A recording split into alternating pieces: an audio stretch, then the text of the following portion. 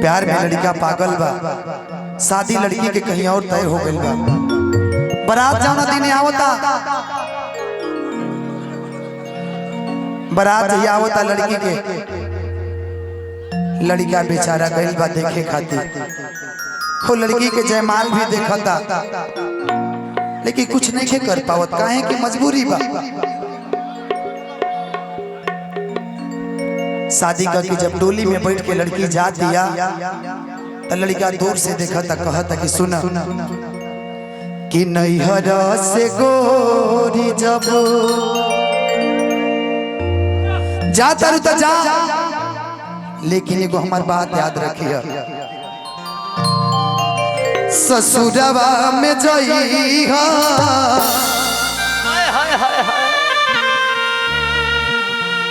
खबर जब पइहा, जय हो कि ओढ़नी के कफन हमरा घर भेजबइहा। दुआरों पर विदा को दिया। सोनी वो दिन भुला गए जय हमारे से तुम मिले अपन छठ दिवाली टॉप क्या होता हो, मन पर वो दिन के खेला, वो दिन के खेला तो याद पा रहा, लेकिन आज हाँ जी जो है भूसौल में भई रहे। बताओ आज तो डोली में जाता रू, हमारे याद नहीं खेब हमार मास्टर साहब साक्षी रहे, आवता याद आवता, बहुत याद आवता। तो पगली डोलिया में से उतर ना जो, माई बाबू के इज्जत के सवाल बा, तो माई बाबू के इज्जत के सवाल बा। प्यार में इज्जत के का फेर बा, भूसौल में खेल लेबे के बा। प्यार में इज्जत के का सवाल बा ना, आखिर का है? तू लड़की रहता तब तोहरा पता चली। हम लड़का बने तो हमारा दिल नहीं खे, तोरा तोरा दूगो दिल बा, हमरा खई दिल बा। हाँ ना मन बे जइबे करबे आखिर कि नैहर से गोरी जब ससुरवा में जइहा खबर जब पइहा, कि ओढ़नी के कफन हमरा घर भेजबइहा, घर भेजबइहा। नैहर से गोरी जब ससुरवा में जइहा खबर जब पइहा, ओढ़नी के कफन हमरा घर भेजबइहा, घर भेजबइहा।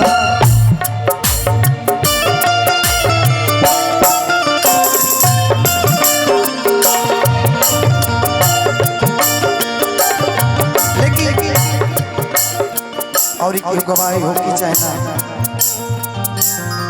भैया गवाही वाली ए लिए तोरा खातिर बाजी देख सानाई।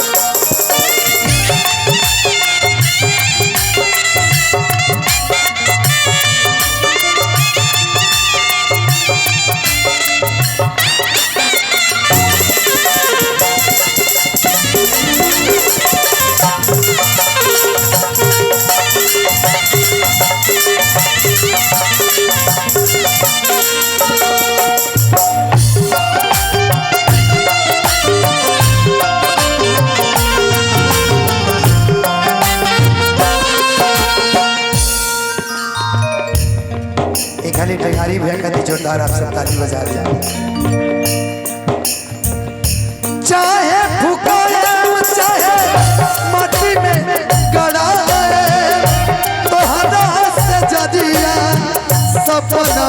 में आए।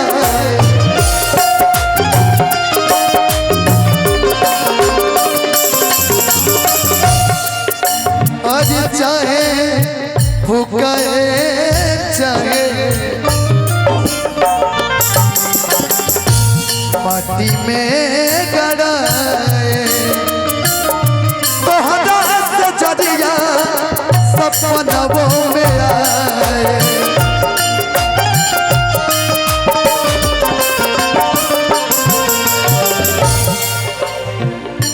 चाहे फुकाए चाहे माटी में गड़ाए, तोहरा से जदिया सपनों में आए।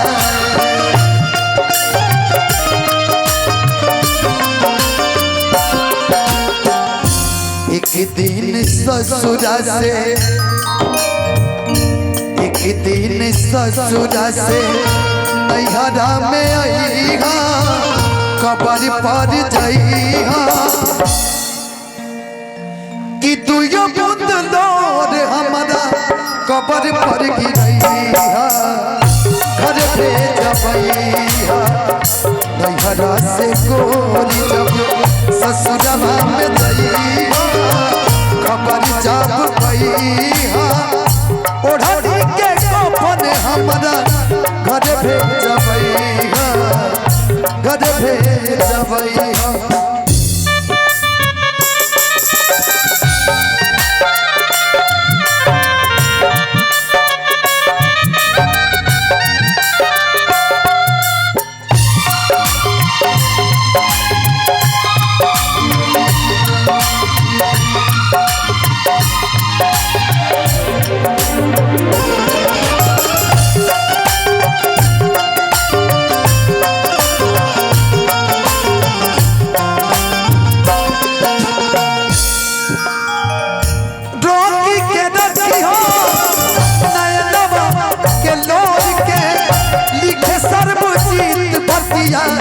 लहू में बोर के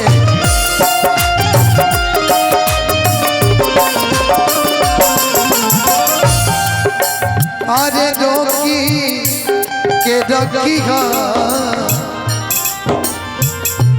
नयनवा के लोर के, रोकी के रखी नयनवा के लोर के, लिखे सर्वजीत बतिया लहू में बोल के।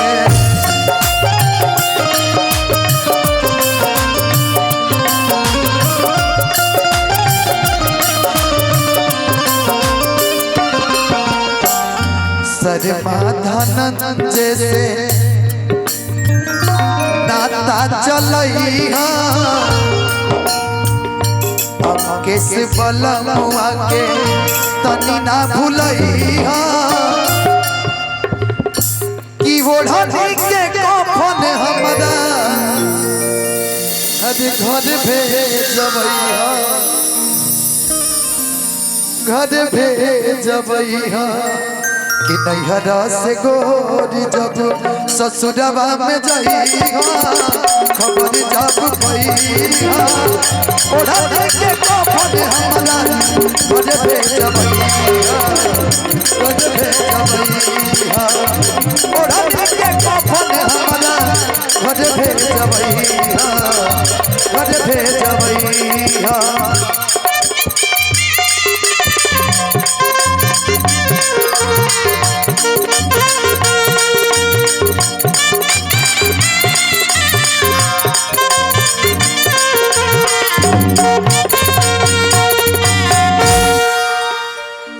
ओढ़नी के कफन हमरा घर भेजबैहा।